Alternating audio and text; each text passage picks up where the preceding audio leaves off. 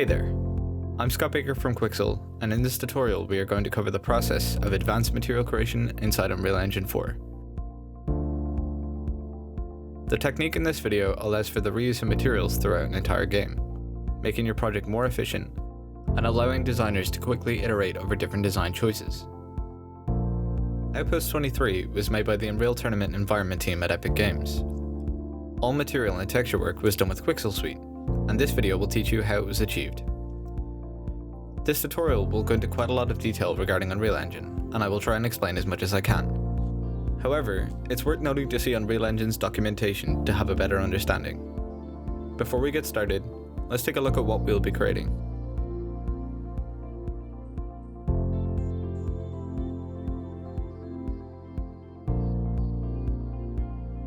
Our material will be split up into 3 material IDs. Each material with their own color, min and max roughness values, normal strength, and tiling factors.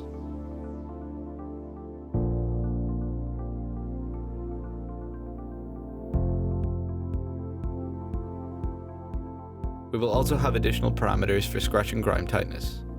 Here you can see the effects of these parameters.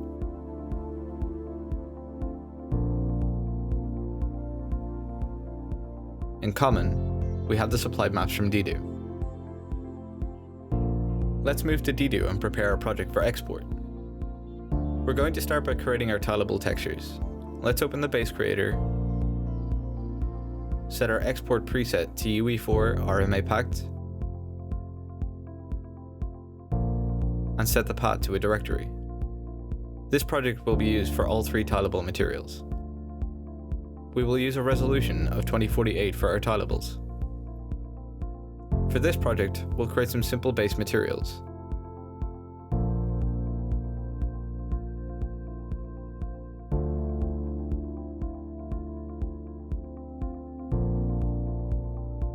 Let's create a material for our painted metal. I'll choose Paint, Thick Machine Paint. Next, I'll change the albedo color to a mid-gray value. This is so that in Unreal Engine 4, our color value will be more accurate when changed. I will then set the scale to 1 for more detail, and lower the normal and roughness intensities.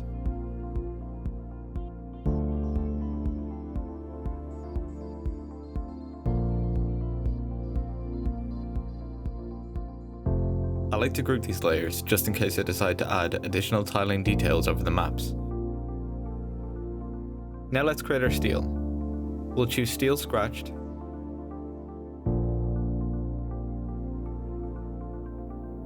then I'm going to hide our thick machine paint material so that we can see the steel. I'll add some subtle normals, setting the intensity to 8 and changing the roughness value to 20. Next, I'll raise the texture intensity to 20.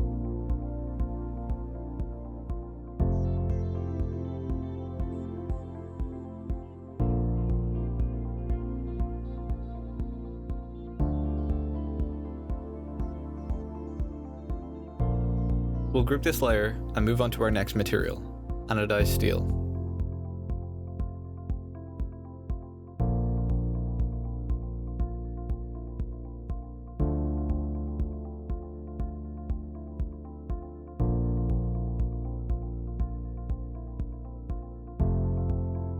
On this material, we will create a gray albedo value, set the roughness detail intensity to 20,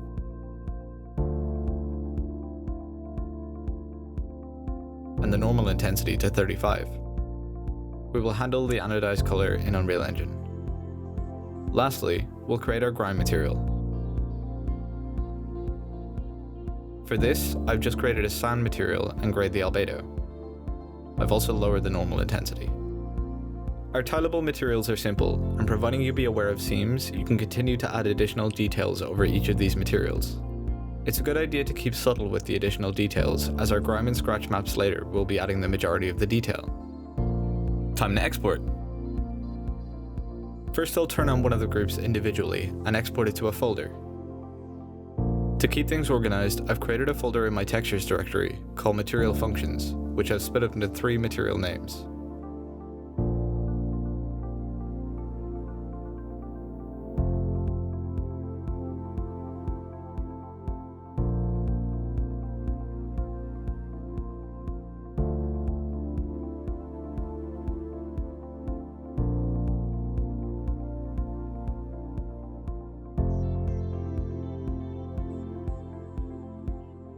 I'll save them here using the UE4 RMA packed preset.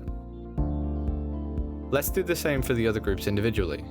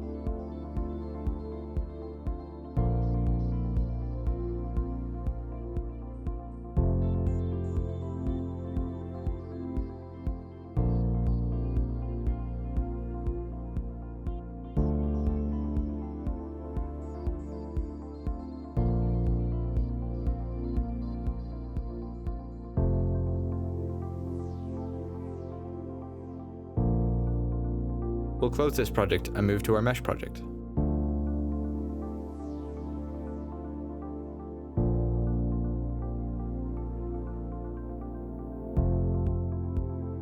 Before we continue to export the scratch and grind maps of our mesh, I'll start by detailing some of the ways I've set this project for the correct export with this technique.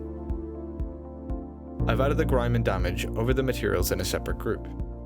For the scratches, I've created a base color fill layer, set the color to the same as the steel and the metallic value to 1. This is because generally when painting, you would usually remove the paint to show the underlying material. In this case, I've added the scratches on top to make it easier to export. I've also added a bump map to pick the values of the scratches. Click the top drop down of DDO and select Add Map, Bump Map. I've already added this to the project so it's not on this list.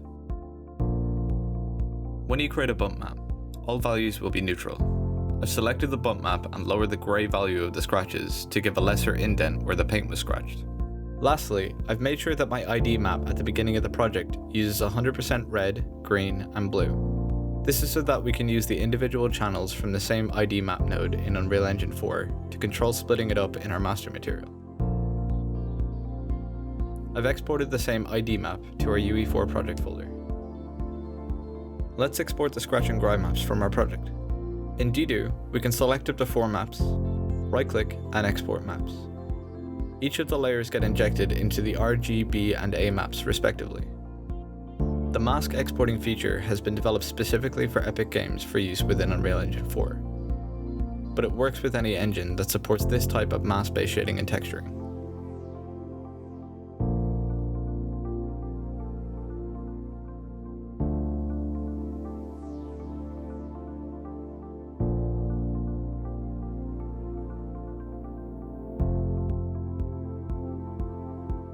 Next, I will export the project using the export tool. This is because of the bump channel that we have added to the project. The bump channel with our scratches will get combined with the normal map on export.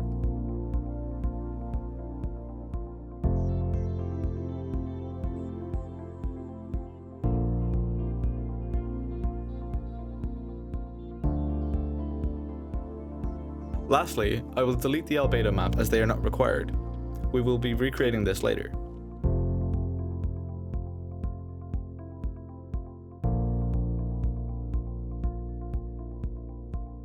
Let's move to Unreal Engine. I'll be using Unreal Tournament's editor as I can work within Outpost 23's map. The assets of this tutorial are fully supported within Unreal Engine 4's editor.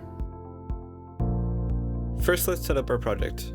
I've created a material folder that contains our master material. I've then created a material library folder which holds material functions. These are our tileable materials. Note that these are material functions which can be created by right-clicking and selecting materials and textures, and then selecting material function.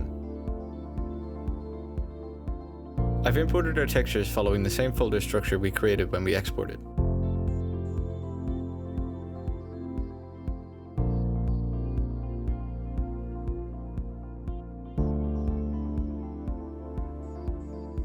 With our textures, we need to make sure that all roughness textures, labeled as _R, have sRGB set to off. Sometimes Unreal Engine, if it detects enough values in the blue channel, will interpret this as a normal map. To fix this, make sure that the compression setting is set to default.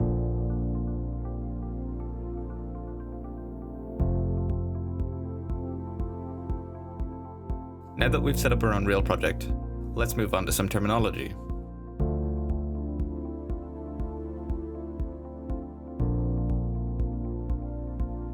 The first thing to notice is that all outputs of the material function run through an output result node.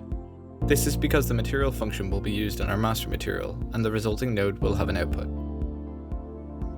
Plugged into this, we have a make material attributes node. This combines all resulting texture actions into a full material. I've split this material into 3 boxes: albedo, roughness, and normal. Let's start from left to right and go through what each section does. The first part is giving us a default strength value for the albedo, then multiplying it by a 1- of the roughness texture. A 1- node inverts the color of the texture it receives and passes it to the multiply. This combination allows us to use our roughness texture to generate some nice variation to the albedo. This first multiplies a color value by our variation, multiplies it by a brightness for some added parameterization, and clamps it. The clamp is added to make sure that any additional values don't break energy conservation. The input node effectively acts like parameter nodes. When our material function node is placed in our master material, these nodes will allow us to change our parameters inside the function. To the left of the node, we can pass in a default preview value. Input nodes can be changed to scalar, vector 3, texture 2D, or more. For the roughness, we have a very simple setup. We will use a linear interpolate node, or lerp, to control how much of the values we should pull from our roughness map. We parameterize our largest and smallest values with a roughness min and max value, and then plug it into our roughness map. For our normal map, we will split off the red and green channels, multiply it by a constant input, and then append on the final blue channel. This is because the difference between the red and green with the blue channel determine the strength. Lastly, we append back on the original blue value to create our normal map. Next, we have a simple setup for tiling our maps. We plug a texture coordinate node into a multiply, and then a single constant input to control the X and Y tiling resolution. I have also enabled Expose to Library and set a group name for the material function. This allows our material library to be accessed directly from a right-click on the graph inside our master material. And that's how we set up our material function. The idea here is to build up a library of reusable materials for each surface property. This gives us a consistent library so that if we decide to change the properties of steel, for example, the changes will propagate throughout.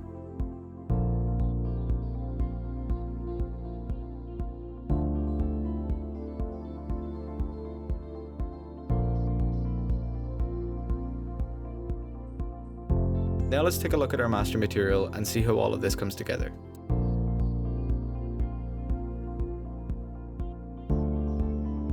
Let's start with the ID map. This is the heart of the master material and allows us to split it up. The ID map is plugged into a blend standard node. The blend standard node takes 3 inputs. The first is the base material, and the second is the material that will be layered on top. And the alpha is the map we will use, in this case, our ID map. This node can be added by right-clicking and typing blend standard. Here the material will be plugged into the blend standard nodes. The materials that will be plugged into the blend standard nodes are the material functions we created. You can see the left side of the node shows the function inputs we added earlier, and on the right is the output result. To the left are parameters. These can be created by adding either a constant or constant3 vector, followed by right-clicking the node and converting to parameter. The reason for doing this is that by parameterizing our master material, we can access these values later in several material instances. When you convert to parameter, on the details panel you can categorize and name the variables. In the case of our master material, we are first blending our paint material over the steel.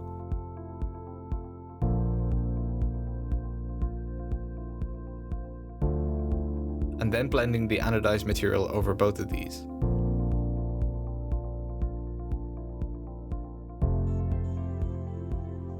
Here is where we make things interesting. From our blend standard with the anodized material, we are blending back into the original steel material. This is because we are going to use the steel material as the overlaid material from our scratches. In this case, we will use the blue channel from our grime and scratch mask we exported earlier from Quixel. The blue channel stores the scratches, and using this as a mask will result in steel scratches. I've then multiplied the scratches by a simple contrast node. This allows the control over the tightness of the scratches. Great! Now we have scratches overlaid over the composite material from the ID map. Now to add the grime. In this case, we are blending over with the grime material. I am masking this blend material by the remaining channels of the grime map. This was done by adding the red, green, and alpha channels together. We now have the majority of the technical work out of the way. Everything else here is simple. We will use a blend emissive to add emissive to our master material. This is done by multiplying a color value by the alpha channel of my ID map, where I stored a mask for each emissive part of this mesh. We will then connect this to a baked normal, and finally a baked AO map. The baked normal and AO maps are the exports from the overall project. Material instances are at the core of an artist's workflow in Unreal Engine. Instances allow you to make on-the-fly changes to a material without the engine having to do any heavy computation and recalculation of shaders. Instances can also be changed at runtime, as they do not require this computation. This becomes very powerful for us, allowing us to change all the parameter values we have added to our master material. To begin, let's create our first material instance. Let's right-click our master material and create a material instance. I will call it Red Drill MI and open it. From here, you can see all of the parameters we have exposed.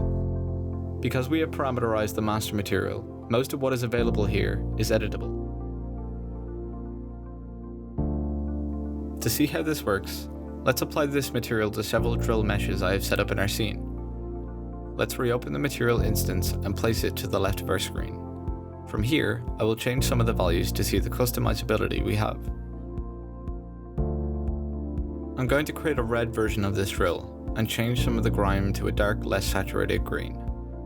We can play with the roughness values along with the texture tiling.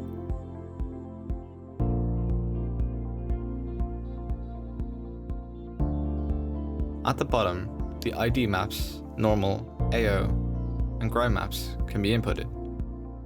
If you have done multiple meshes, create a new material instance and use the different ID, normal, and AO maps for that mesh there. This allows for the master material to be used for all meshes in the scene.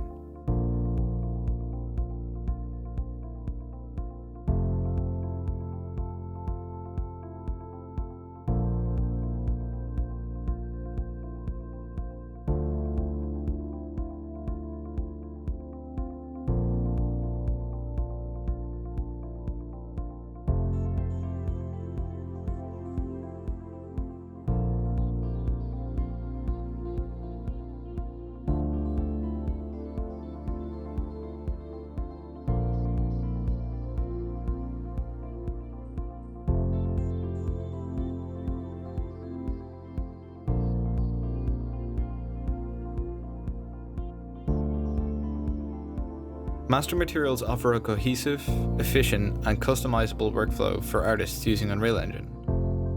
With Unreal Tournament, the environment our team at Epic Games used this method in combination with Quixel Suite to texture all of Outpost 23. It's worth taking a further look into Unreal Tournament's editor to study their processes and use of their master material more. We can extend the use of the master material by blending more types of materials, or creating 2 or 3 different master materials with different combinations. An example would be plastics, rubber, and metal, or for even more nature-related objects such as rocks with a moss set of material instances. I hope this tutorial has proven useful for you. If you have any questions, feel free to let us know in the comments below or on Facebook in the Quixel Tools group. Thank you and have a nice day.